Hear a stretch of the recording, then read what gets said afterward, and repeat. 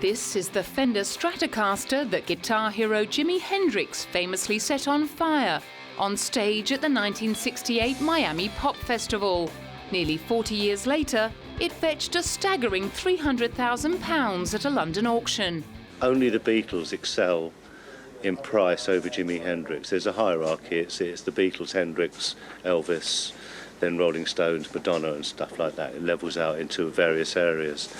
But Jimi Hendrix is one of the most collectible people, rock stars. Not just because he's dead, but because his career was so short. After growing up in poverty in post-war Seattle, James Marshall Hendrix didn't get his hands on a guitar until he was 15 years old.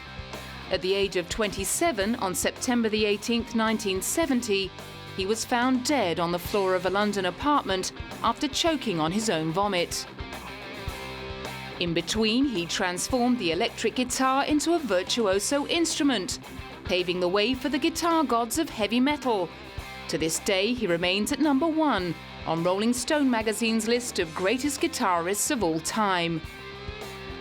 Audio engineer Eddie Kramer first worked with the Jimi Hendrix Experience after they formed in 1966. I have to say this, that working with Jimi Hendrix was the greatest experience of my life, and no pun intended with the word experience, but he was just so wonderful in the studio. He had a great sense of humor. He had complete command of the instrument itself. 3 years later, with his new band Gypsy, Sun and Rainbows, he was headlining the legendary Woodstock Festival in upstate New York. Due to delays and technical problems, the band didn't make it on stage until the Monday morning, by which time half the crowd had left. Well, it certainly was a challenge, but I've always said this about Woodstock, 3 days of drugs and hell.